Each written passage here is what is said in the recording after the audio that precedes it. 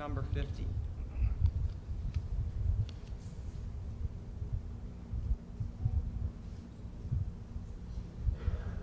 Number 50.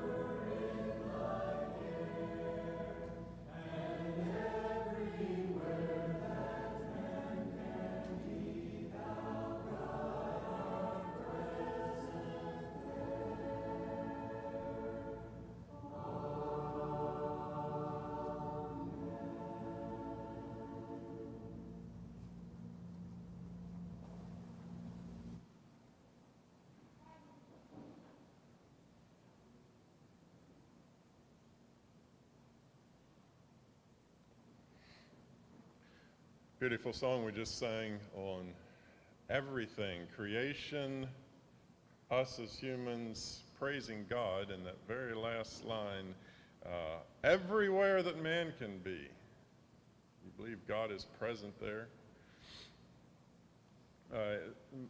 There was a little phrase that ran through my mind. It's found in a very familiar portion of the Bible. Twice this morning when Brother Darwin was preaching, and he talked about that prophecy that says before Christ comes again, the whole world, or the gospel message will reach all parts of the world, something like that. And then when Brother Arvin was given his plug for the service this evening and was sharing about it was just saying Christian Light and their reaching effects of their literature, this phrase ran through my mind, their line has gone out. And you probably know that's found in Psalm 19. And I thought I'd read this psalm tonight to preface the talk. I probably won't make a lot of comments, but just read it. The heavens declare the glory of God, and the firmament showeth his handiwork. Day unto day uttereth speech, and night unto night showeth knowledge. There is no speech nor language where their voice is not heard. Their line is gone out through all the earth, and their words to the end of the world. In them hath he set a tabernacle for the sun, which is as a bridegroom coming out of his chamber, and rejoices as a strong man to run a race. His going forth is from the end of the heaven, and his circuit unto the ends of it, and there is nothing hid from the heat thereof. And so you have the glory of God being displayed to all parts of the world, and preaching that powerful message to all parts of the world. And then this from 7 following is what that gospel message of God does. The law of the Lord is perfect, converting the soul. The testimony of the Lord is sure, making wise the simple. The statutes of the Lord are right, rejoicing the heart. The commandment of the Lord is pure, enlightening the eyes. The fear of the Lord is clean, enduring forever. The judgments of the Lord are true and righteous altogether. More to be desired are they than gold, yea, than much fine gold. Sweeter also than honey and the honeycomb. Moreover, by them is thy servant warned, and in keeping of them there is great reward. Who can understand his errors? Cleanse thou me from secret faults. Keep back thy servant also from presumptuous sins. Let them not have dominion over me. Then shall I be upright, and I shall be innocent from the great transgression. Let the words of my mouth and the meditation of my heart be acceptable in thy sight, O Lord, my strength and my Redeemer. When you have a gospel message like that going out to all parts of the earth, it is food and nourishment for a hungry soul. And what verse here? More to be desired are they than gold, yea, than much fine, sweeter than the honey and the honeycomb. And so you find that hunger, you find that thirst wherever this message meets the need of mankind.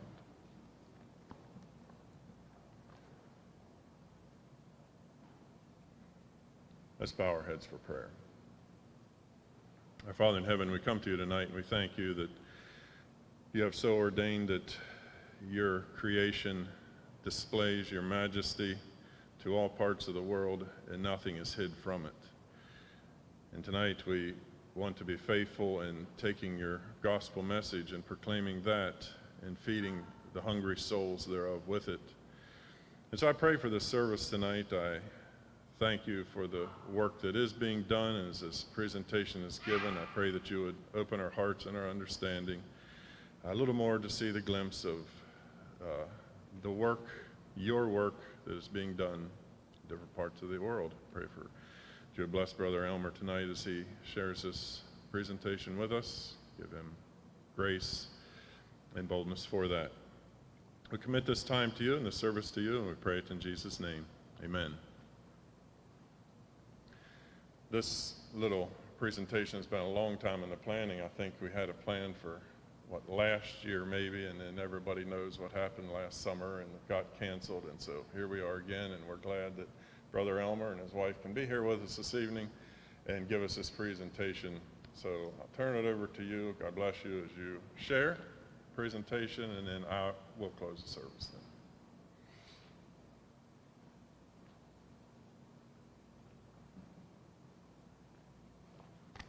Good evening and God's blessing to each of you who have come to this meeting. It's good to be together in this way. And as we look at the topic before us, I'd like to make a few disclaimers before I go further. Number one, Christian Light didn't go into any of these places and as a marketing ploy. These were invitations that came to us at Christian Light. Secondly, this is the work of many. It's the work of many individuals at Christian Light, the work of many other mission organizations as we work together with other people, and I'll mention a few of those by name in a little bit here. And so it's to God be the glory.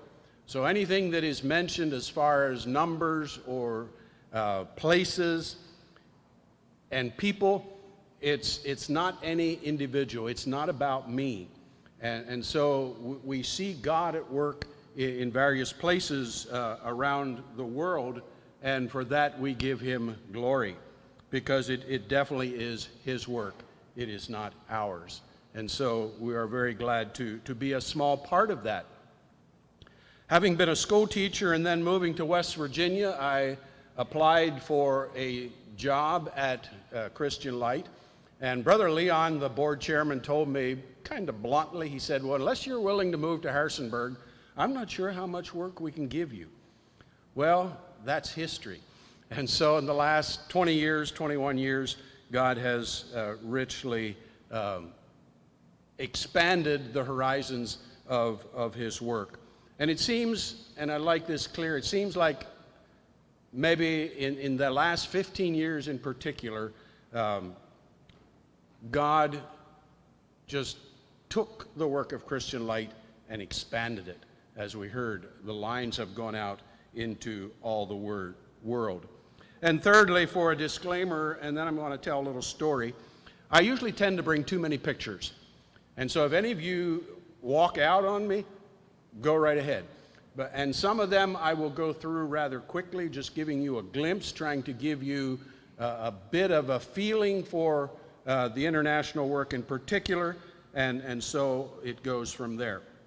Let me tell you a little story. When I was probably a 7, 8-year-old Amish boy, this type of presentation was very new to me. We had a neighbor in our community in Morgantown, Pennsylvania, who had actually gone to Peru and worked for R.G. Letourneau. And I don't know if that name's still familiar. And so he came back with all these pictures of going into the bush and running down trees and clearing land. And so he gathered some of us Amish neighbors together in a neighboring chicken house, and he showed slides. And it was late in the evening, and I was tired. And so I'd quickly look at a picture, and then I'd close my eyes until I'd hear the click of the projector. Then I'd open my eyes because I was afraid I'd miss something. Well, I'm not sure if that applies to what we're doing here tonight or not. But let's see what God has for us as we look at some of the places that God has called us to in the last years. And I'm using terms like we and us, again, because it's a work of many, whether it be in Mexico or Papua New Guinea or Australia and many other places. So we begin with the overhead view here of Christian Light. And this work goes back 50 plus years, officially incorporated in 1969. But the work of Christian Light is much bigger than what goes on there at Harrisonburg. Materials are shipped worldwide by land, by air, and by sea. And I've sometimes called Christian Light the sleeping giant of the Shenandoah Valley. I think there's a lot of people in the valley that have no clue as to the amount of materials that have gone through there or that go through in a year. And so we give God the glory for that. Sanford and Myrna Shank had a vision. And that vision has blossomed. Myrna is still with us there. Sanford passed on many years ago. And I'm sure that he did not envision the extent of the work as it is in 2021. I believe it has grown much more than that. It goes on and on and on. And so as we see the materials going out, just a bit of a cover here. How many of you saw the Christian Light Minister report that came out in the last half year? A few of you. Did they come to your mailboxes? They were supposed to go to the churches and go into every mailbox, and I don't know if you got them or not. But be that as it may, I'm going to mention just a few things that were in that report. In 2020, and again, all these numbers are to the glory of God. In 2020, Christian Light was serving 1,142 schools, 17,000 plus homeschool families, 1.9 million, almost 2 million tracts were sent out, 1.7 million curriculum items, and 69,000 plus orders filled. Now, if you divide the amount of working days, that comes to about 250 to 300 orders per day.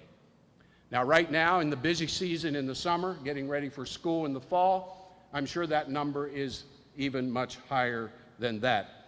But it's not just a work of Christian Light there in the valley. It goes much, much further than that. What brought on this growth since Sanford's time back in 1969 when it started? First of all, the homeschool market came a bit as a surprise. I don't think anyone envisioned the amount of materials that would go out to the homeschool market. And then Canada and Mexico came on, largely through the work of the Old Colony and the Kleine Mennonite people. And then in the last 10, 15 years, the international market simply exploded. And as I mentioned, Christian Light didn't go after any of these markets. They were all, as it were, Macedonian calls. Can you come and help us? Do you have materials? We want Christian materials. We want Christian schools. In what way can you help us? And so in answering those calls, some of them through other Anabaptist missions, some of them through Protestants in other countries, we've been partnering with various of these. Grace Press, Lamp and Light, Mount Zion Literature, Christian Aid Ministries, Masters International in Ukraine, Olive Branch in Grenada, Five Loaves in Hong Kong, Amish Mennonite Aid in Kenya, and then Saipan, China, the Democratic Republic of the Congo, more recently Namibia in southern Africa, and it just goes on and on and on. And so again, we get requests today that we cannot fill because we are limited into what we can and cannot do. I'm going to begin then with the pictures in a trip to Mexico. And this work started back in the 80s when Sanford and a few other brethren made a trip to Mexico. And since then, there's been a lot of interaction between the colonies in Mexico and the work of Christian Light.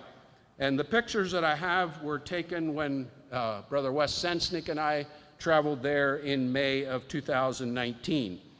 Now, I don't know how well you're acquainted with Mexico. I'll just give a little bit of a picture here. Here is El Paso, Texas. And so if you come down into the Chihuahua and the Cuauhtemoc area, the Mennonites that we work with are largely in that area, although they're scattered across their states as well, in other Zacatecas and Durango and other places as well. And so these materials are going out. And I'll just give a few pictures of the area. The area there in Chihuahua is what we call high desert. They're about 6,000 feet. They are farmers, big farmers, but it's very, very dry unless it's irrigated. So there's a lot of dust going around. Here are some of their original houses yet, built out of adobe, mud-dried bricks, and they seem to hold up well. This is a picture of their playground at one of their schools. Not a lot of green grass around. If you enjoy green grass, this is not the place for you, but God helps us to adapt to places wherever He calls us. Just a few shots of inside their school. And again, their schools are multilingual. Their native tongue is Plattdeutsch, and then they read the Bible in German. They're in a Spanish culture, and they want to learn English. So teachers complain sometimes and say, we're trying to work with 4 languages, and we don't have time for some of the other things. My response to that is, that's an education in itself. Having that many languages available is quite a blessing. I'd like to go a little bit to their high school. This is the inside of their high school, their chemistry lab, and their small engine repair shop. These are things that they have developed there in recent years. But I'd like to spend a little time going to what is called Centro Escolar Evangelico, or CEE for short. And I sometimes refer to this organization as Christian Light of Mexico.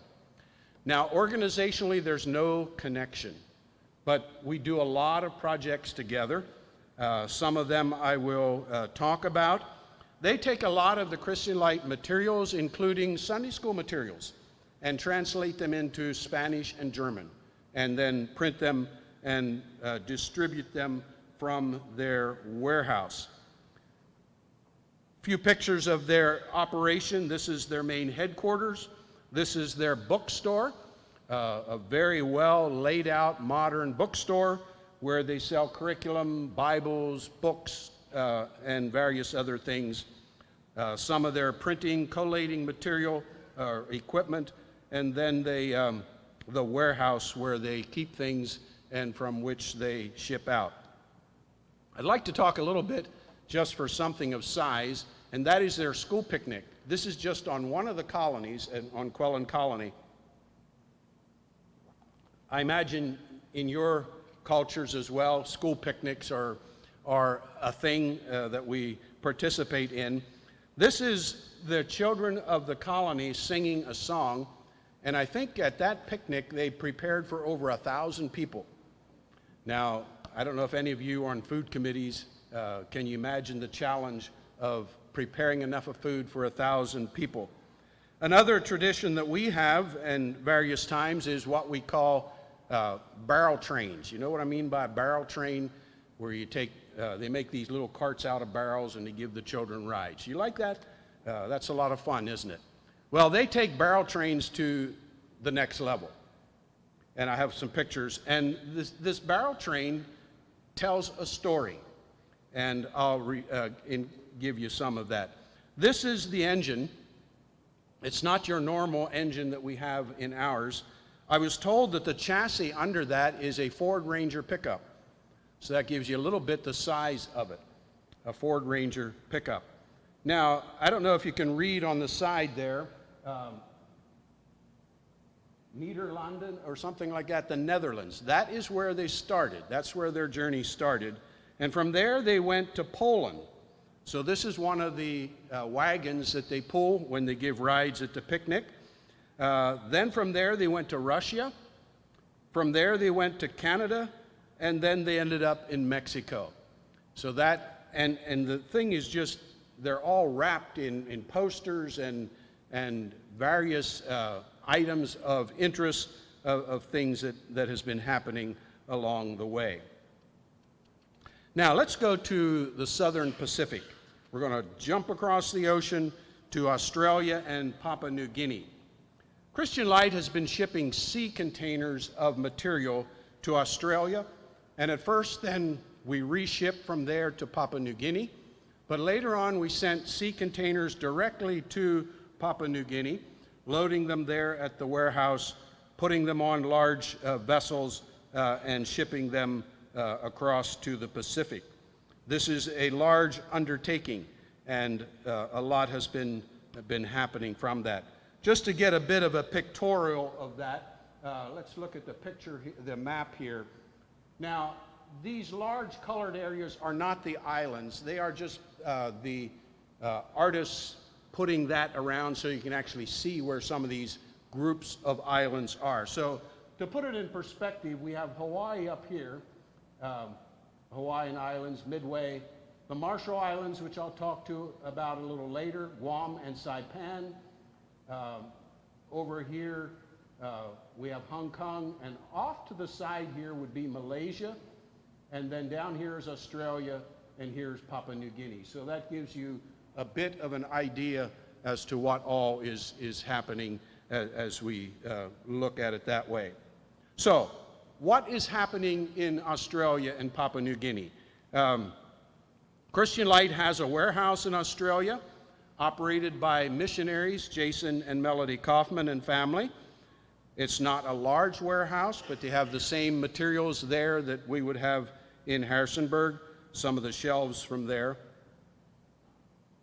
And in the course of time, Jason and Melody were homeschooling their children, and they met other homeschool families and started fellowshipping with them.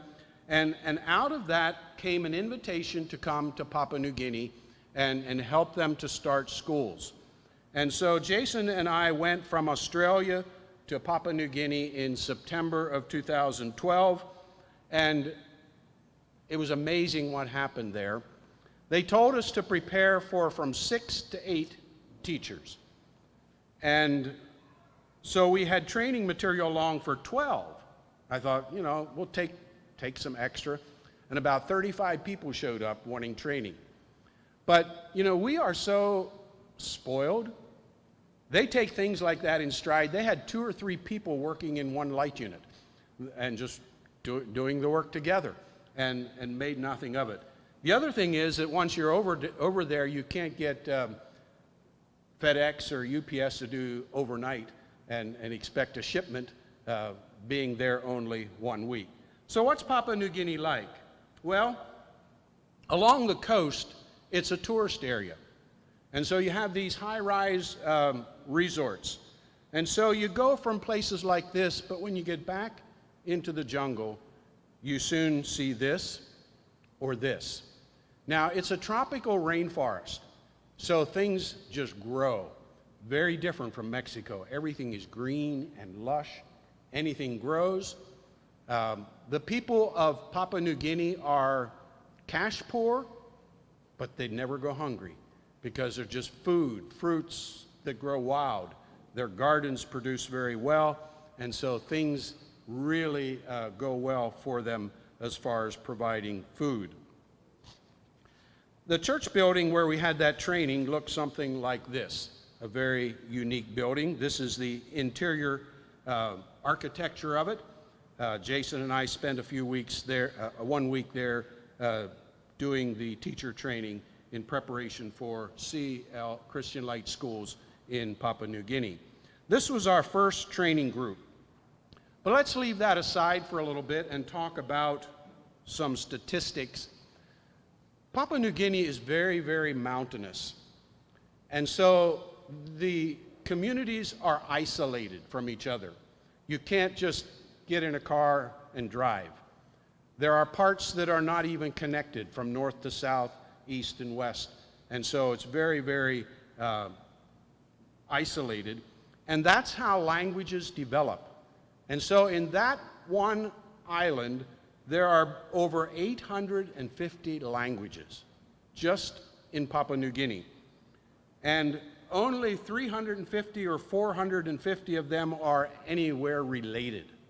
And so when you go to an unrelated one to translate the Bible or something, you start from scratch. You don't have anything else to build upon at that place. It includes 1/10 of the world's languages are right on that one island. But less than half of the people can read and write, and only 1 or 2% can speak English. Which begs a question, what is Christian Light doing there then with an English curriculum? And that can be explained because English is considered one of the official languages of Papua New Guinea, and even the public schools teach English. And so they want the population to learn English. So that gives us the door of getting into the country and being useful there. Papua New Guinea is a land of much natural beauty. Active volcanoes. I keep my ear tuned to world events in that part of the country, and it's not at all unusual to just see a little bit of a snippet somewhere about yet another volcano erupting in Papua New Guinea. And very interesting people. People are very friendly, very outgoing, and so as we think of the people, and I especially chose this photo, I want you to look into their faces. Because as you look into their eyes, the eyes are the window to a soul. And these are eternal souls that, unless they come to know the Lord, they have no future eternally. So as I think of that, I think of the needs that are there as we go and minister to them. Their houses are very different as well. Various architectures. Here's one that I enjoyed because of the gardening. This is a picture of how well some of their gardens are doing. But I'd like to spend a little time on the map of Papua New Guinea, and Haiti right now is in the news a lot, so I use Haiti as an example. Haiti is also an island, but it shares it with Dominican Republic, where Papua New Guinea is also just part of an island, sharing the other half with Indonesia. And so as we think of what these islands out here, everything in the lighter color is part of Papua New Guinea, and then this is Indonesia, and this is the northern tip of Australia. How many of you have read some of Don Richardson's books, Peace Child, Lords of the Earth, and so on? Now, Don Richardson's work would have been down in this area before New Guinea, as it was called, was divided into Papua New Guinea and French New Guinea. So that gives you a little bit of a connecting point there. Some schools in Papua New Guinea. Again, it's a very moderate climate. It gets cool at night, warm in the day. This is another classroom.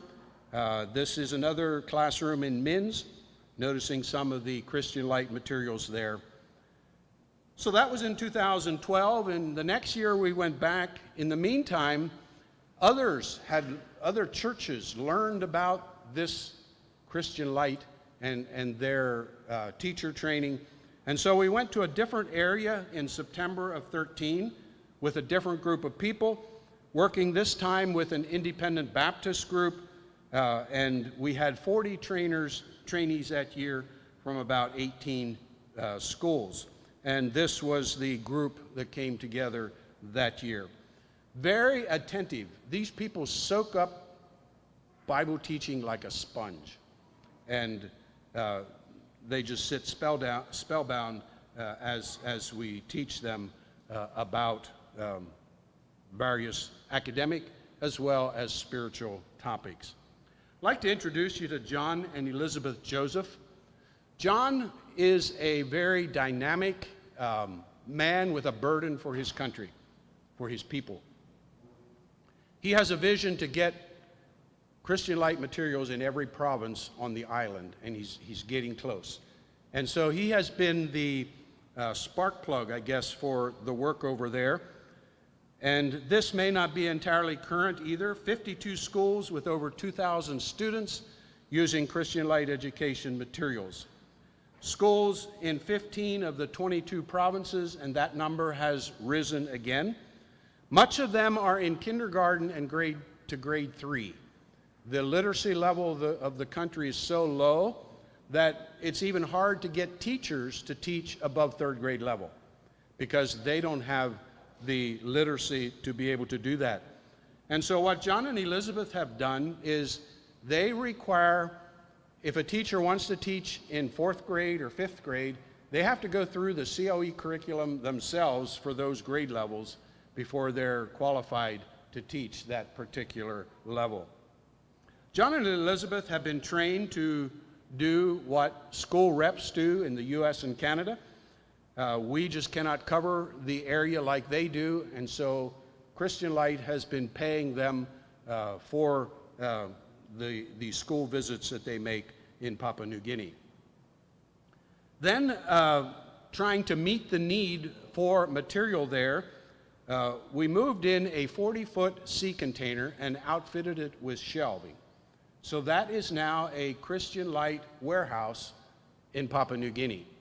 Since this picture was taken, we put a second container about 15 feet apart and then put a roof between the two. And so the warehouse space has been greatly increased there. We no longer do the teacher training, again, because of the amount of teachers that they're training. So John and Elizabeth have been doing that. But each summer we go back for a teacher conference.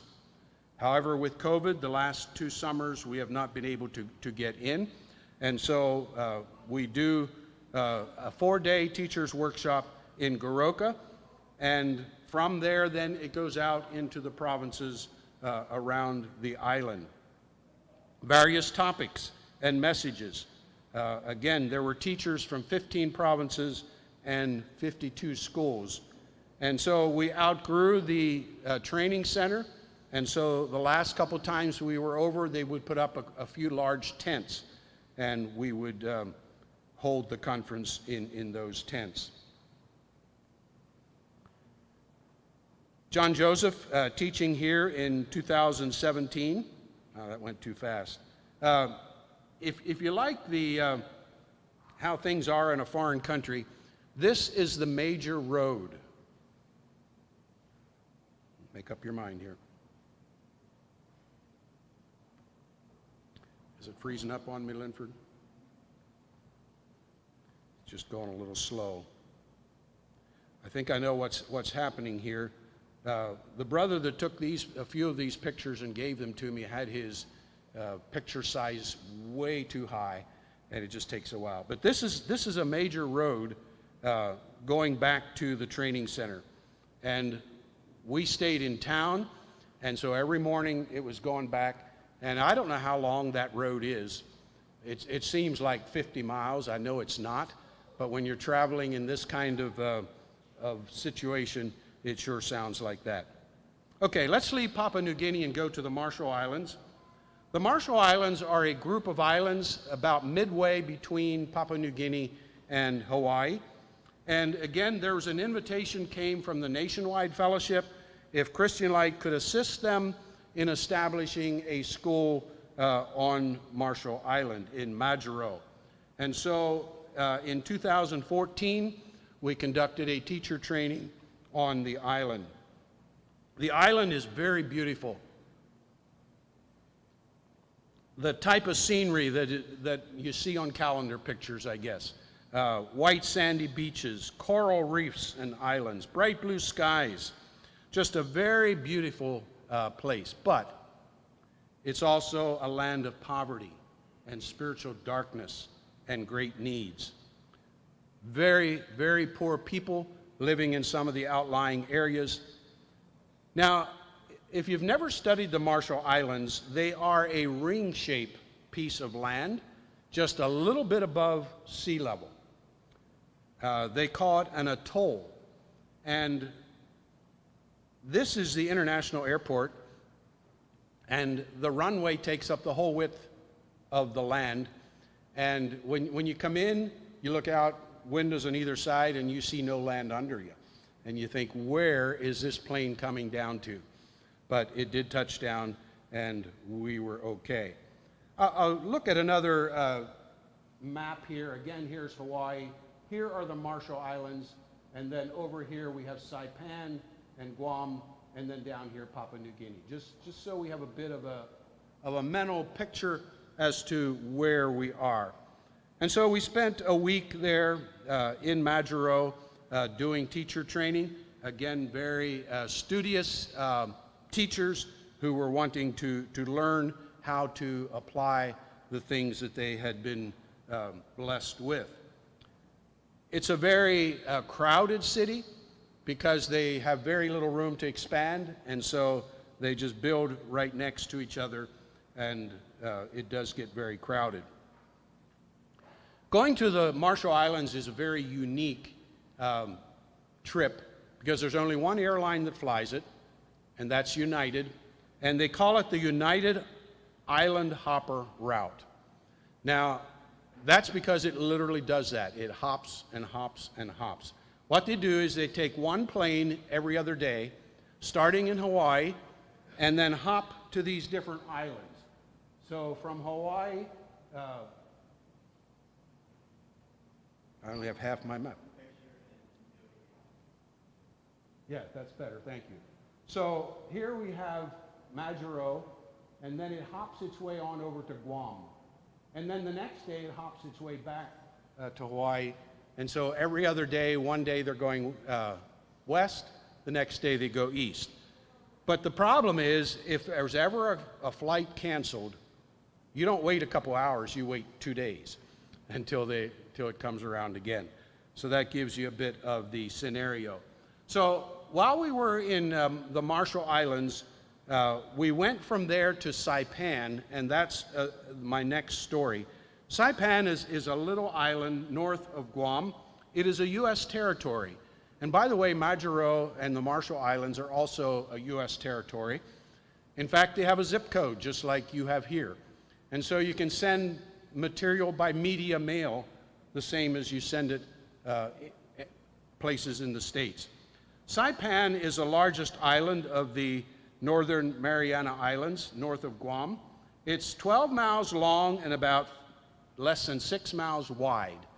And this is the home of Christian Wei. And I don't know if you've ever heard his story. Christian Wei grew up in China and then Taiwan, of a very privileged family.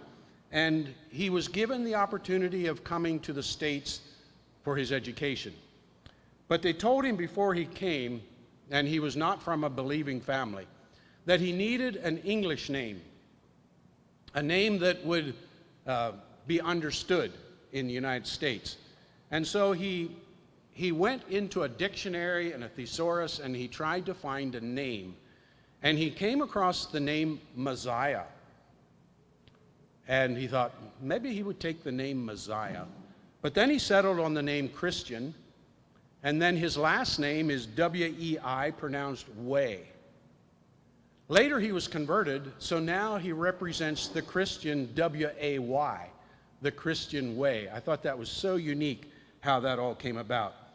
And he has a very large school there on Saipan from grades 1 to K to 12, plus 40 college students. And the interesting thing is that about 70% of these are boarding students from China, Russia, and Korea. Now, he's very active in China as well. This picture is actually taken in communist China, and he goes in and out as he can very carefully. He's been blacklisted different times. He's often followed when he's over there. But what he's been doing is taking material in on flash drives. So Christian Light material is put on flash drives. He smuggles it into China, and they use overhead projectors and just project it on the wall, and the students do their work on other paper. So that's how Christian Light gets materials into communist China. Back to just a few pictures of Saipan. Again, a very beautiful island there on the ocean, giving you just a few shots. While we're over there, let's go to Malaysia. I'll just do a few pictures of Malaysia. We have a few schools in Malaysia. The first one that I visited was in Trang, and this is their high school class there in Malaysia at their praise center. And so this is one of their classrooms. And so I had the privilege while there to take part in their graduation. And these two young gentlemen were the first two graduates using Christian Light materials through the Christian Light Academy. The Academy was produced just for purposes like this, to help students in foreign countries to be able to graduate and get a diploma that is recognized in various places. Both of these young men are now in university somewhere in the States. The one to my left there is studying in Arkansas, and I'm not sure where the one on my right is. I lost track of him. I do keep contact occasionally with the one young man. In Kuala Lumpur, Malaysia, there's a large Christian Light school, and this one was birthed out of a vision from two sisters who had used Christian Light materials in a homeschool for their family. Their children all grew up, and so they wanted to keep that vision alive, and so they started this school. Let's head west now to Romania. We're also working with the CAM office in Suceava, Romania, with their church school, as well as the church school by the Bethel Fellowship in Patanis. And so we have this work beginning there, have been for quite a number of years. But church schools and homeschools technically are not legal in Romania, but if they enroll in a foreign school, then it's under that umbrella. So these students are technically enrolled in Christian Light Academy, which is headquartered in Harrisonburg, and because they're part of a foreign school, they can fly under the radar that way. And so we've had teacher trainings there. They also have a warehouse operated by CAM right there in Suceava. It's amazing what these homeschool families are willing and able to do. We shook our heads and wondered if it's even possible what they wanted to do. This family, for example, and are just an example of many families who the parents don't know English, but using the Christian Light Teacher's Guides, they're teaching their children to read and speak English, using Google Translate and other types of technology. This family here, and the brother especially, is part of the reason why this work grew by his invitation. He came to CAM with this request. He said to the CAM people, "You have fed our stomachs for so many years." He said, "Now I would like you to feed our hearts." And here's his testimony. He said, "We give thanks to our Heavenly Father for our children being educated within a Christian framework. Compared with the godless communist regime under which we were raised, we can safely say that through Christian Light Academy, the present generation is better prepared for a fruitful life, both earthly and spiritually, than was our generation.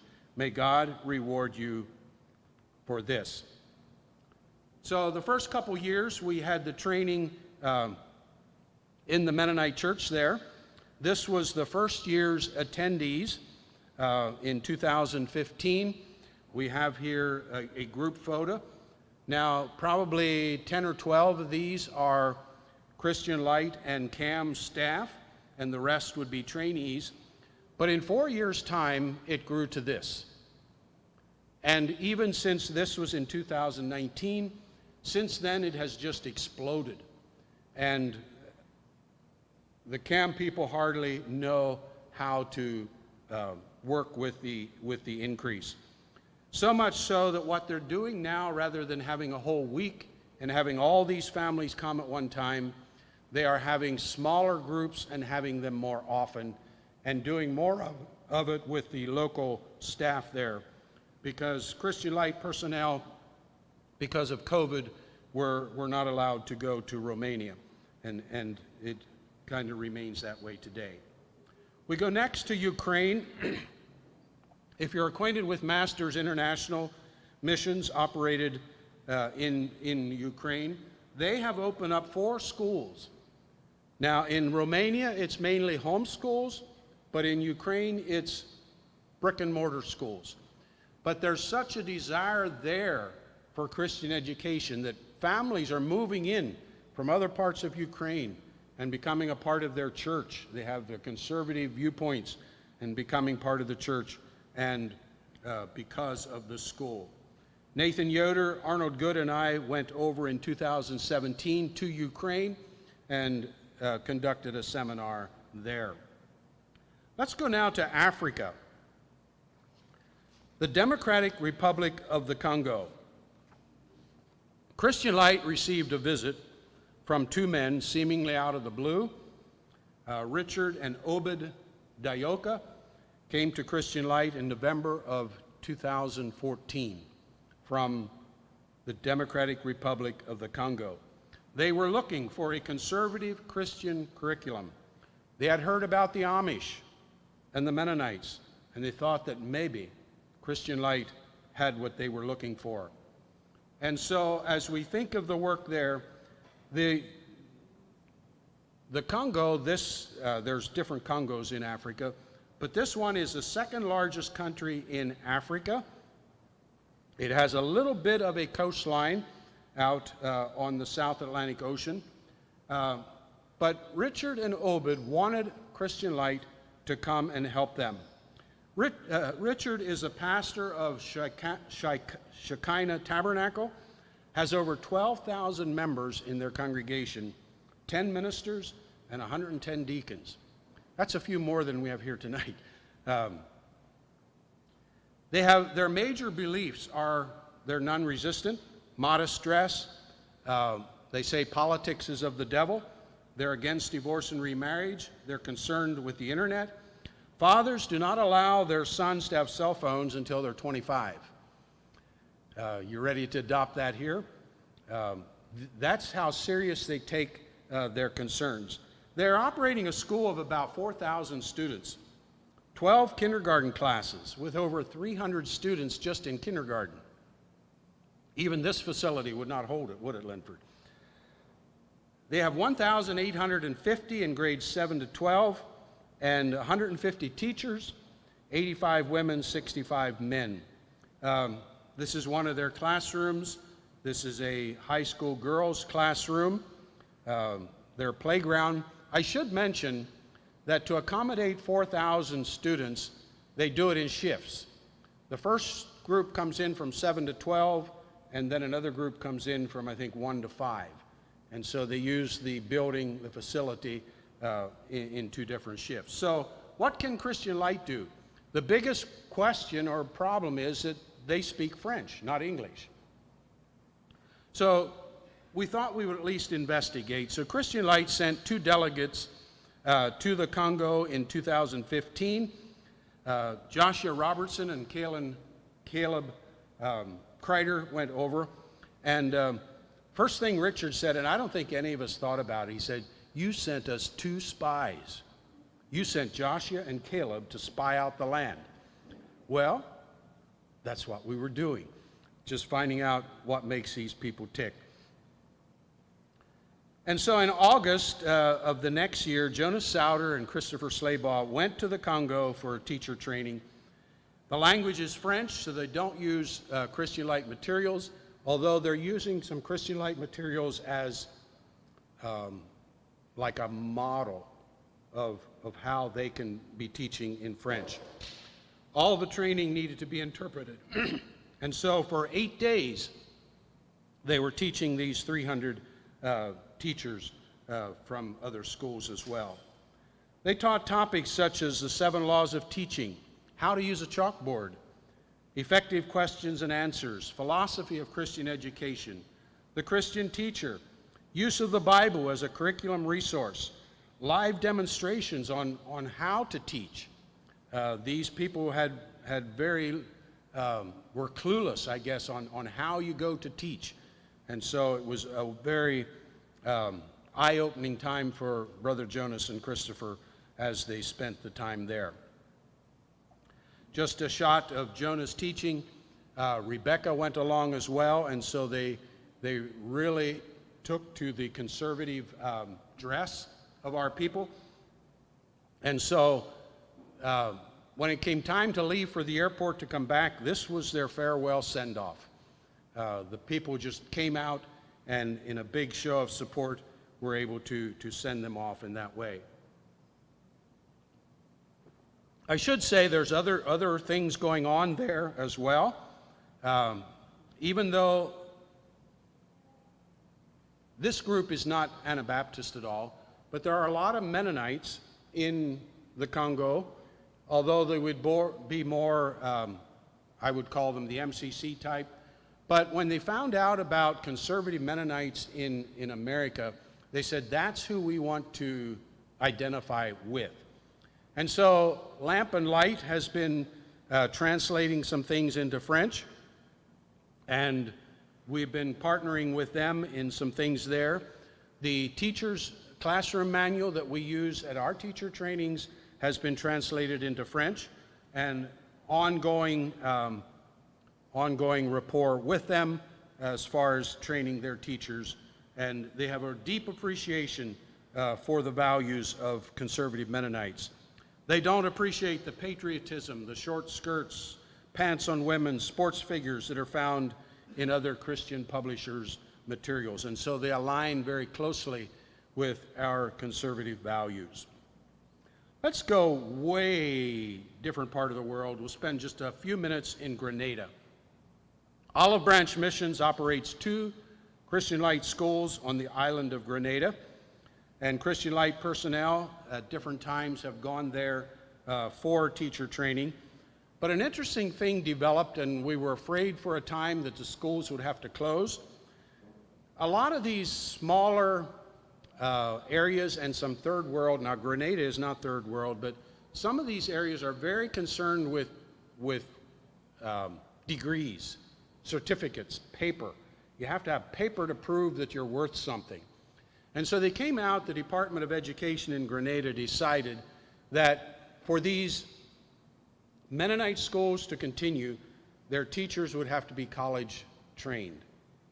And many times the teachers are BSers that go for 2 or 3 years. And so this looked like a big block wall.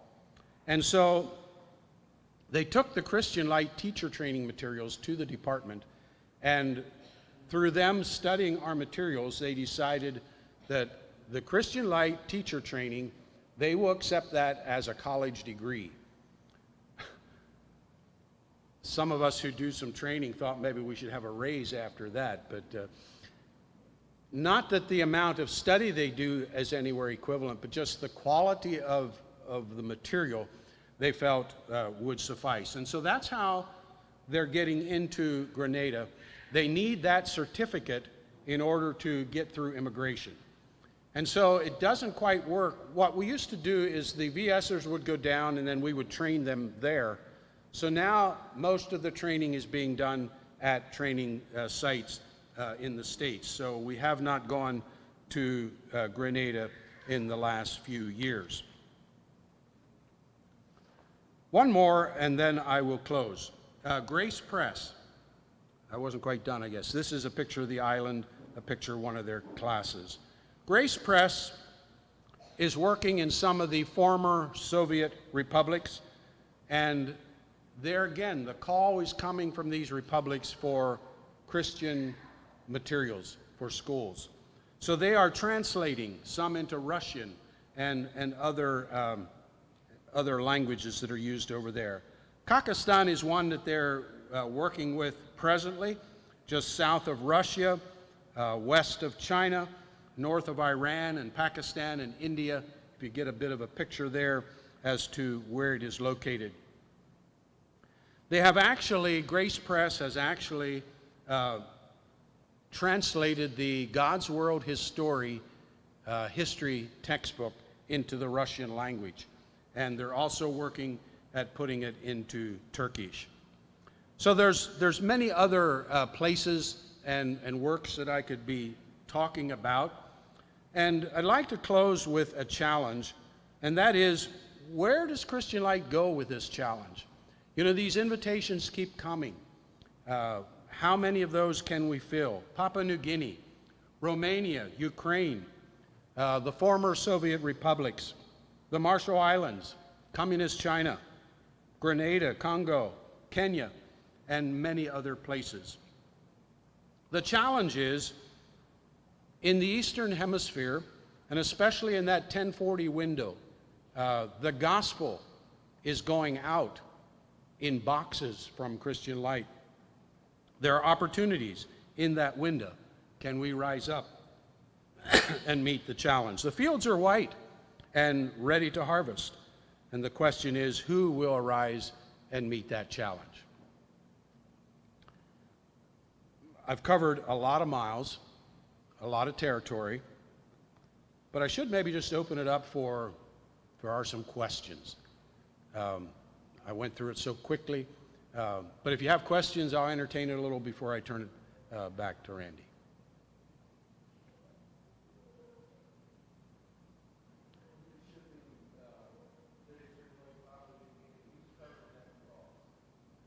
Okay, good question. I didn't cover that.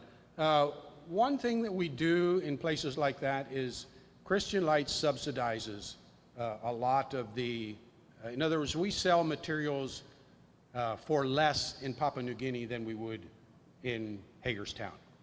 And so with the blessing, and you can ask Brother Arvin sometime, but with the blessing that has been shed on Christian Light and the profitability in recent years, Christian Light is donating a certain amount by subsidizing curriculum. So they are not paying what you're paying here. I hope that's fair to you. Does that help? Yes. One thing that is really changing, and the world is changing along that line, and that is two things. One is print on demand. There are more places, and we're working at that in Papua New Guinea, where they have a special printer that only prints what the office okays them to print. So they purchase 20 learning to read light units, and so Christian Light at the office can remotely authorize that printer to print out 20 light units in Papua New Guinea. They're doing it in Namibia. They're starting to set up doing that in Kenya. And so if more of that gets started, that's going to eliminate shipping costs entirely and also eliminate a certain amount of our printing costs. And so that will facilitate more of that. The other thing, and this is a big question, dilemma for Christian Light, and that is digital curriculum. Should we go digital? Should we not? There's requests from some of these outlying areas to be able to receive the curriculum in a digital format, and we're not sure what all that entails. So those are some of the things that Christian Light is facing at this point.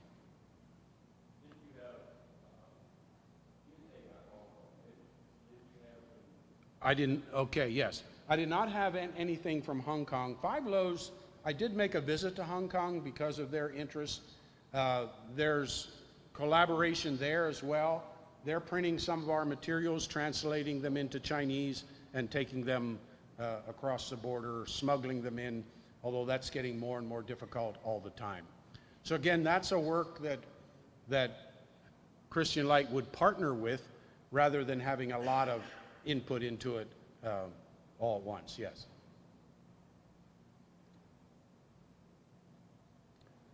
Well, you've been a very good audience. God bless you.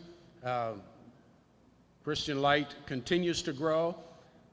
They are in the process of doing another building project, another expansion just to try and keep after.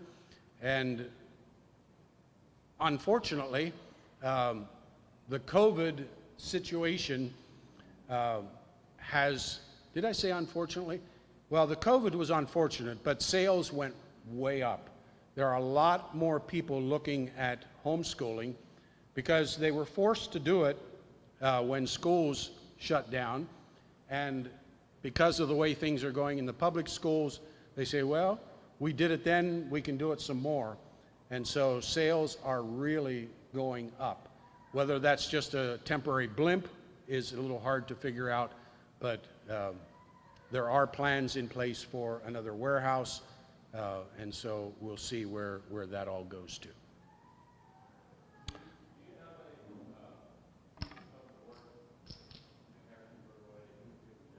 That is a very elusive number because there are quite a few people that might be 2 or 3 days a week. I'm going to give you a rough number, 65, 75 on a daily basis at the office. But then there's quite a few that work remotely. And again, more since the pandemic. Some of them started working remotely that would have commuted to the office and are working from home now.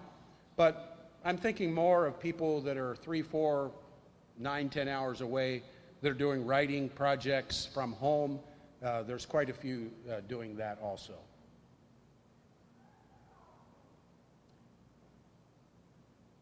Back to you.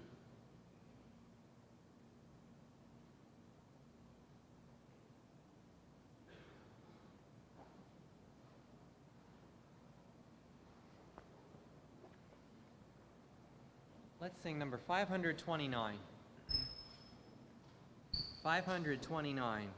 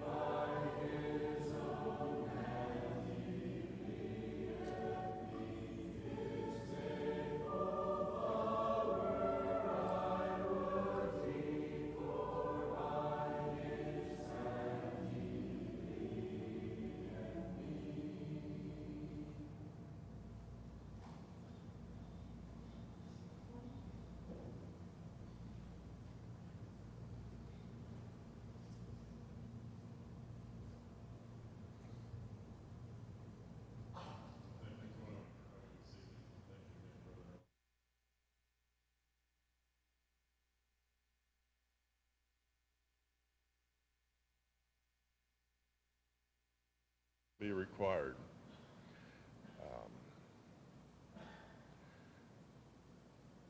And I sat there thinking, to whom is much given? We've been given much and we're sharing. But I was just wondering how much we can actually learn from some of those people that these materials are going to. A lot about perseverance, a lot about contentment, a lot about giving up. Just a lot of things we can learn. So to whom much is given, much will be required. Thanks again for your participation. Let's stand for dismissal, and I'm going to ask Brother Dean Myers if you would lead us in a closing prayer.